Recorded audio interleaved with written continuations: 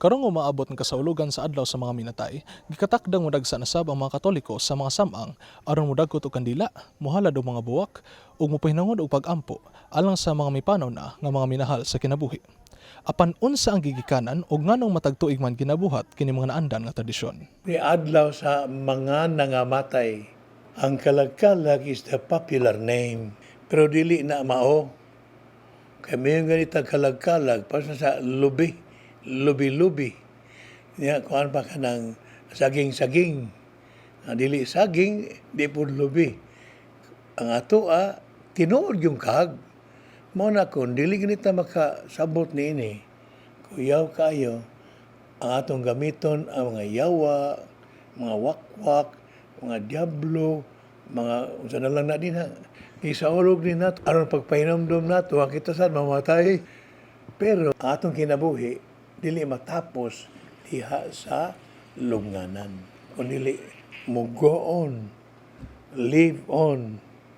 Mo life eternal. Mo lang atong gihandom. Mapareho ta nila. Tradisyon na to, mga buluhaton, no? Daghang kayo dito sa baryo, kumbira. Halad. Naka-assistir man ko niling usa, butang nila sa nigo ang ilang gihalad nga pagkaon. Ari na kamo, mga kalag, mga ginikanan. Ay na mo, partake of our own preparation. Lord, permit them to come. So, mao na ang belief nato sa life eternal. Mao na nga ang pagkaon is a symbol of life. It's a continuation of life. Continuation of our family relationship. Ang mga galatag, kandila. Kandila nga, daoba na itong lubnganan. So, mao sa nato na nobra rasad. Sama sa pagkaon ba? Nga wala to i-focus sa kinabuhing dayon. Mao sa ni kandila, symbol of life. Kinago ng candle, symbol of our faith. Muna di patakaan o dagkot ng mga magsigka. Muna nagdaob na inoon ta. Paimutang sa lugar. O sa buwak. Kaya ang buwak, God, is the harbinger of life. Kaya man ang seed sa buwak. O niya ang buwak mo hatag og seed. So ang seed, life. Continuation of life. Di lang kay pure buwak, adorno.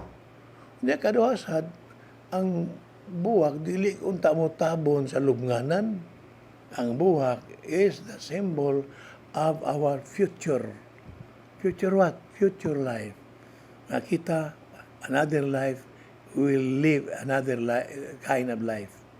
Gawas sa mga tradisyon, aduna say mga tuo-tuo sama sa pagpaaso. Apan, angay ba kining sundon? Wa na ang simbahan. Sa mga tao na folk religion nga kinanglan gyud nga kung gikan ka sementeryo, gikaputan ka aron dili mangapyot nimo mga kag mga evil spirits. Pasog yung ka aron nga mga hug ng mga kag ingon ana. Dili taga agahom, dili taga tuhuan, dili tuhuan. Kung ma-practice ka na, it's all right. Doon ay psychological effect. Wa sa dili, wa sa encourage.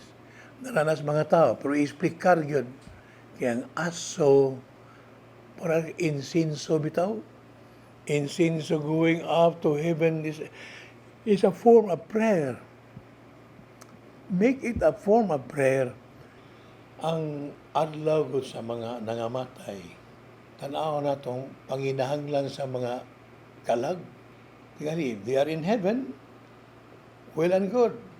But if they are in purgatory, you have to help them, pray for them.